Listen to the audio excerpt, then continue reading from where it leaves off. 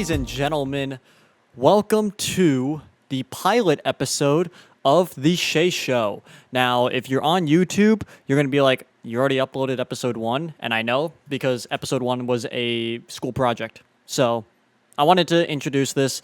Hopefully, I'm going to continue this podcast through college, doing other things. And that could be partly some school projects, partly just me talking about life. But the first thing I wanted to do is introduce myself. My name is Declan Hsieh.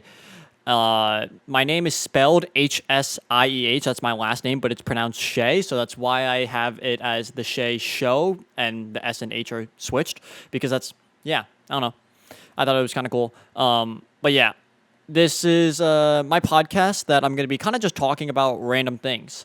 The first episode that is already up, and also depending on what platform this is on, it might not actually be the first this might be the first episode, depending. I'm calling this episode 0, but depending on if I upload it on audio platforms. On YouTube, I uploaded episode 1 first, because, episode 1 makes sense.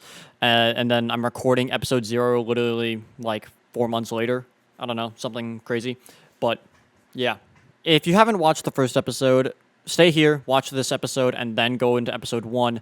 But episode 1 is called Theology of Ministry. It was for a class called Theology of Ministry, and it's where I interviewed people in a ministry. So I interviewed the ministry leader, the ministry team member, and the ministry recipient, I think it was called. So someone in the youth group. I chose a youth group. I chose my youth pastor, or my former, because I'm not in youth group anymore, but Lance, Tim Washer, who's a comedian, but also is a leader at Walnut Hill Youth, helps out, he's a volunteer, and then Abby, who is a senior and rising freshman into college. But I think it's important to introduce myself and what this podcast will be about.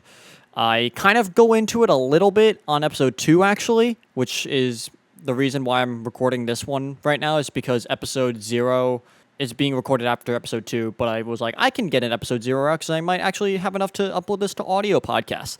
So yeah, that's what I'm doing. So this podcast is from different topics, different school projects, different things in my life. So this first episode is my testimony, updated, so that way I could also hopefully update the video. Actually, I probably won't unpin it on my Instagram, but I will be like, hey, updated testimony. This is where I'm at now.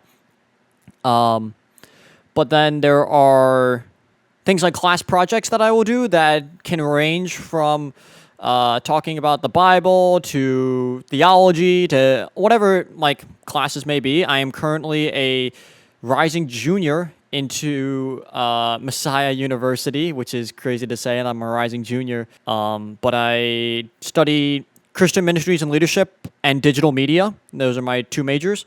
I'm a double major. I am also a student athlete. I don't actually run. I jump track and field at Messiah University. I'm a long and triple jumper.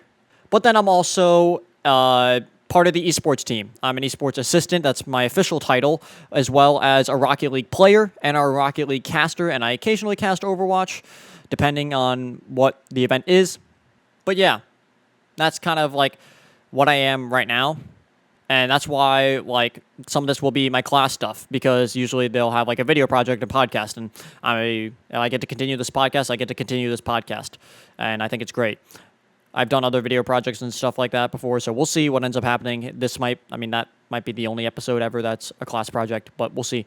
It is very long, so if you don't watch the full thing, I understand. But I think you should check it out. It's cool. I get to interview 3 people, and they have a lot of cool stuff to say.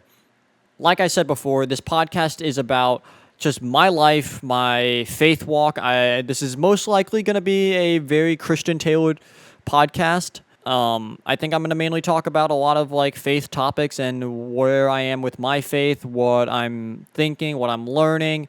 So I know episode 3, I'm currently a youth intern at Walnut Hill Community Church in Connecticut. And I think episode 3 is going to be me talking about my internship experience and how that's been and what I've learned from that. So yeah, it could be really about anything.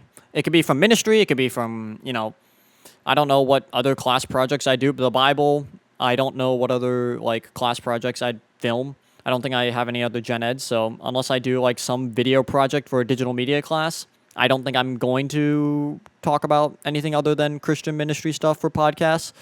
But also, I'm going to talk about my life. Episode 2 is talking about things that were on my mind during the summer that the Lord talked to me about, or at least put on my heart. And now, this episode. Episode 0 is my testimony. So without further ado, let's start talking about who I am and why I'm a Christian and how I became a Christian and why I'm even doing this stuff in the first place.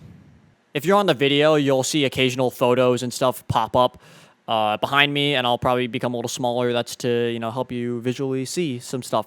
But warning, this testimony involves topics like trauma, violence, depression, suicide, gun violence, but they're they are necessary to tell my testimony, and some of them are even connected to things I have on my body, aka tattoos. So, like I said, my name is Declan Hsieh.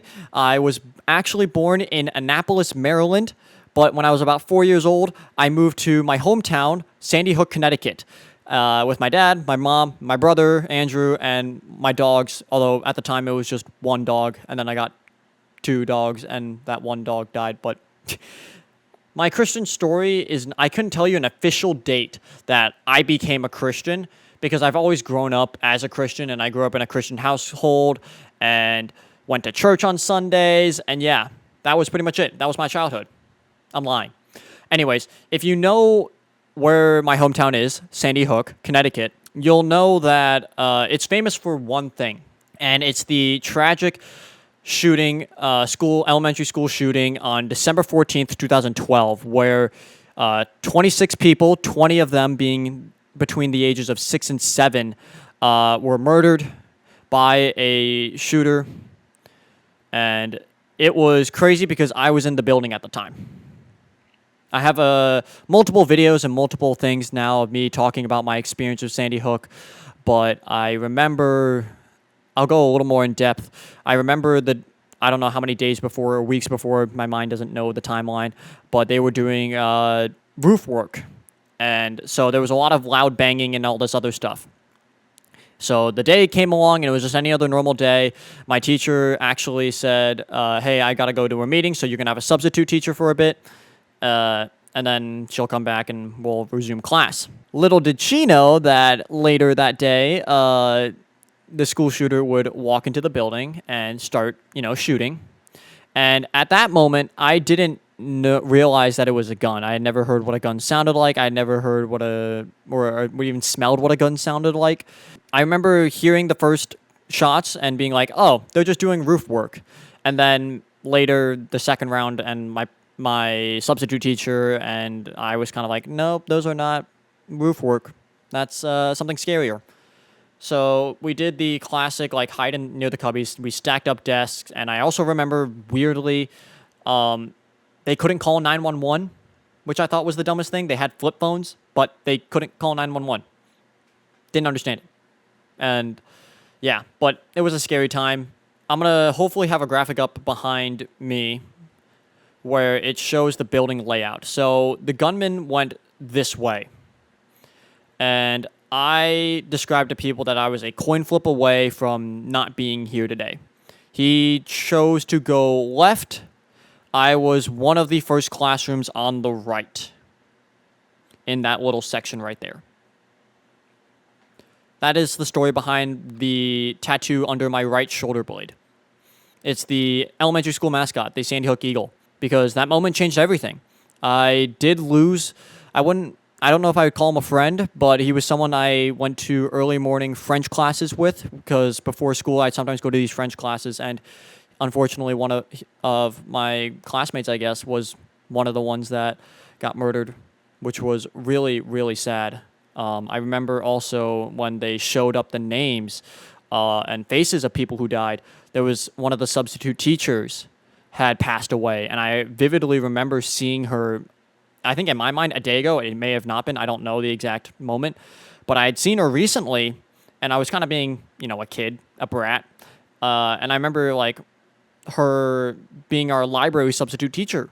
And the fact that she was gone, I remember just being like, what? No. And as kind of expected, that experience gave me post-traumatic stress disorder. I won't go into details because I don't want to make it too graphic, but I've seen graphic images because they told us when the police got us out of the classroom, they told us to keep our head down and to look down and just follow the line. Our hands were on the person in front of us' shoulders, and we just walked. I was young. I didn't keep looking down, and I saw incredibly graphic things. That day changed everything in my life. It gave me post-traumatic stress disorder. It also realized, and it gave me the harsh truth that not every day is guaranteed.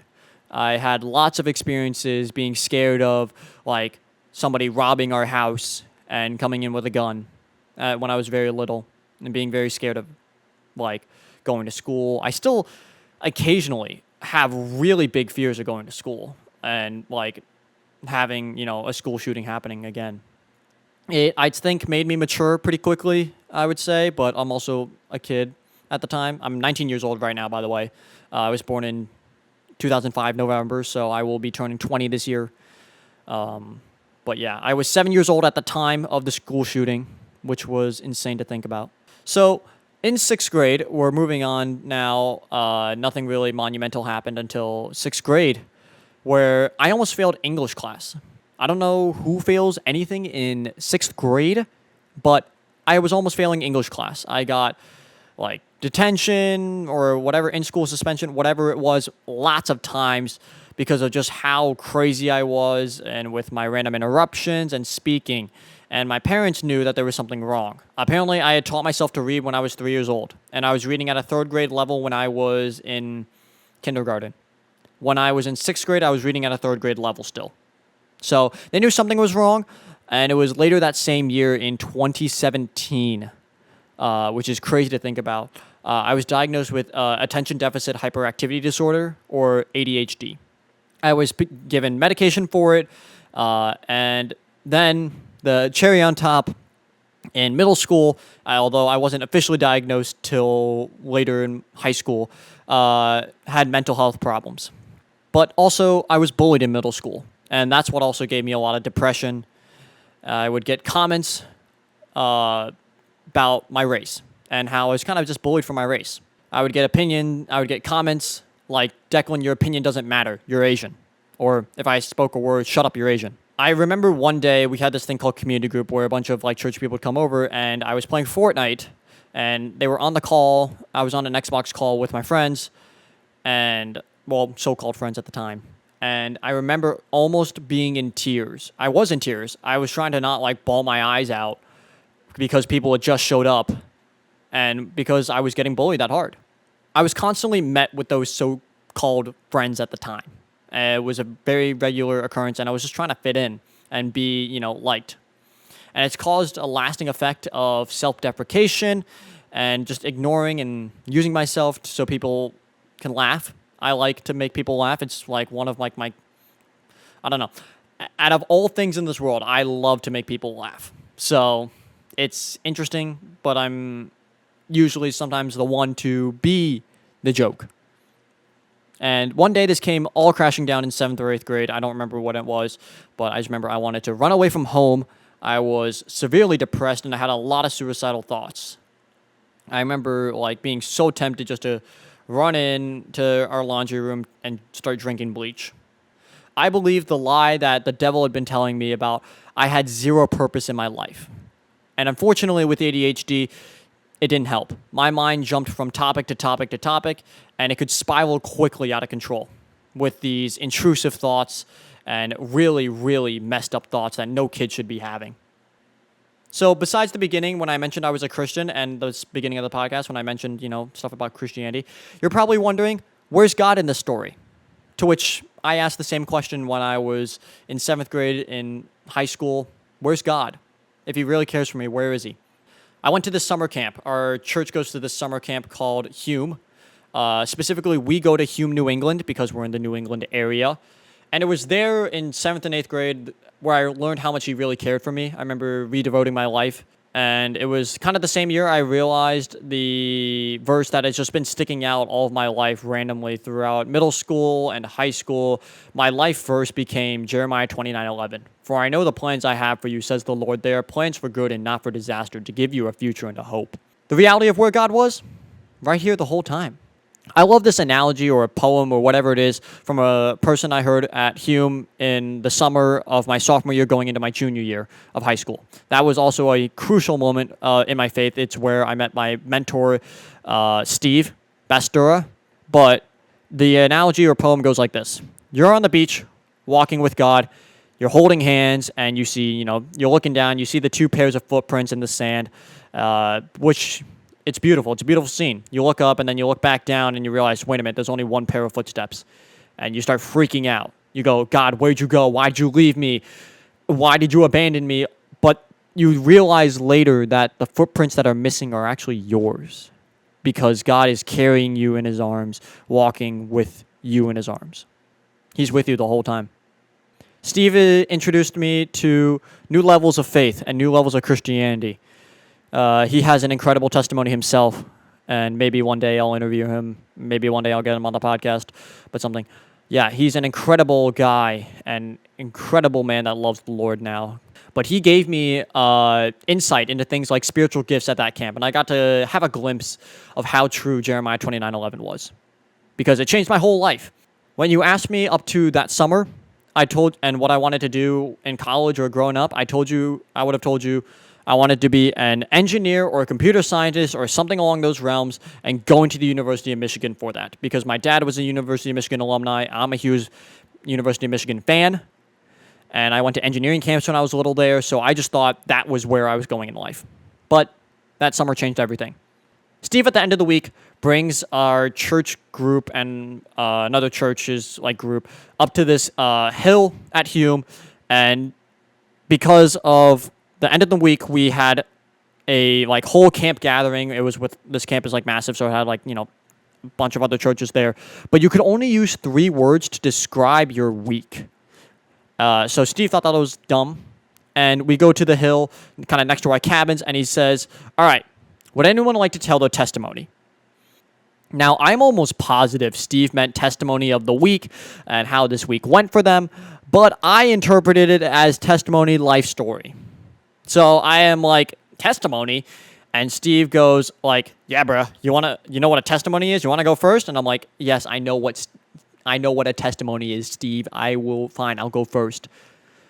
So then I started telling the shorter version of my testimony of, being bullied and going through Sandy Hook and all these other things. And it was there that I kind of realized how much my testimony impacted people. And it was the first time I'd ever done public speaking, which was just crazy. And I remember someone coming up to me after that. We prayed over each other after the kind of testimony circle. And I remember him saying to me, it's I never would have guessed you went through all that stuff or you're struggling with that stuff, because all I saw was the joyful kid at this camp. Months later, I told my testimony at youth group. That's the current testimony version that's uploaded on my YouTube channel, or technically Lance's YouTube channel, and on my Instagram, and all these other things. But it was the first time I'd ever done a true public speaking session, and it was the first time in a while where a student had actually spoke at our youth group. And our youth group was pretty big. It had, I think, 50 plus kids there, and it was crazy. And I don't want to, it's not my, power that I did this. It's all God's gift to me, and he spoke through me. And it started a tradition at our youth group that students started speaking at youth, and it was kind of the first time I really realized my impact and my purpose in life. So I didn't officially get diagnosed with mental health problems. I figured it out. It was the summer of my junior year going into my senior year, and I never really realized my mood was never joyful. Never really truly stable. It would have super high peaks and valleys all the time. And I wanted to get somewhere in the middle. Just shrink that down to the middle. And I was trying out different medication to help me on that. And in episode 2, you'll hear about this. But medication is not a problem medication, if you are struggling severely with mental health, medication is good. If you find the right ones, they can help you a ton. So I was put on medication. I was trying out different medication, but sometimes when you try medication, it doesn't work out. And I got these huge intrusive thoughts in my head. And it got to the point on November 6th, 2022, I had so many intrusive thoughts that friends called Steve, and Steve ended up calling my parents to make sure I was okay because I was in such a bad state. And eventually we got through this process of, mental health and medicine. And I can truly say, that super high peaks and valleys, there's occasionally of those in life because that's just life, but they're pretty close now. We shrunk them down. It took about a month or two, but I started to slowly get out of the stage of, God, please help me out of my depression, help me out of my anxiety, take away this, which God never did. I still deal with it today. And those prayers turned into realization of man, what do I pray for now? That was I was so used to praying that every day, and now I no longer feel depressed. So February 2023 at Winter Hume, my senior year Winter Hume, I struggled not with depression, but with the question of, God, why me? I still deal a lot with imposter syndrome. And no matter what type of ministry you go into, whether that's vocational ministry or church, working in the church, there's going to be a lot of imposter syndrome because that's how the devil works. He doesn't want to make you feel like you've deserved it or, deserve to be here. I struggled with the question of why did God keep me alive? And tried to figure that out, that question of why me? Why was I one of the ones to survive Sandy Hook? Why was I, one of the ones that God prevented from killing themselves, but people kill themselves every day? But with the help of mentors and others discipling and pouring into my faith, I was able to learn a lot and just really realize how good God is and kind of now realize, look, I may not understand why God has me alive, but he's got me alive for a purpose. And all those tragedies and traumas don't define me, but they're a part of my story that point to God's glory. He has me alive for a purpose. Might as well try to figure it out. Try to listen to the big man. Figure out what he wants me to do. Figure out who he wants to speak to through me. So this leads me to today, where I can confidently say God has a plan for me. I should be on the earth for a reason. And now, once that summer Hume hit where I told my testimony for the first time, I started looking at Christian colleges, and that got me to where I am now at Hsieh University. And I learn more and more every day of the challenges, but why God has me at Hsieh University. I could have stayed in the comfortability with my friend group in Massachusetts. We lived in Connecticut, but everyone went to college in Massachusetts. But I felt like God telling me to, start a new life and challenge myself to, be a new person. So that's why I'm at Hsieh, and it's been a tough ride. It still is a tough ride. I haven't really found a lot of people that understand me at times. But it is what it is, and we move on, and we get to learn with life today, learn with life next year to see how that will be. I know I've got a lot of friends, but there's still a lot of college left. Romans 8:28, and we know that God causes everything to work together for the good of those who love God and are called according to his purpose for them. So what I tell people all the time after I tell my testimony is, look, God's got a plan for you. He loves you so much, and I could talk about it for more hours and hours, and I've repeated that line so many times, but man, he has a purpose for every person on this earth. He has you alive for a reason. We're not promised tomorrow, unfortunately. We could literally die in a car crash the next day. I could go to bed right now. It is 11:31 p.m. when I'm recording this. I could go to bed and not wake up tomorrow. It's the truth. But God is with you always. He's with you through the storms. And we have to realize our impact. And we can use our impact today for the kingdom.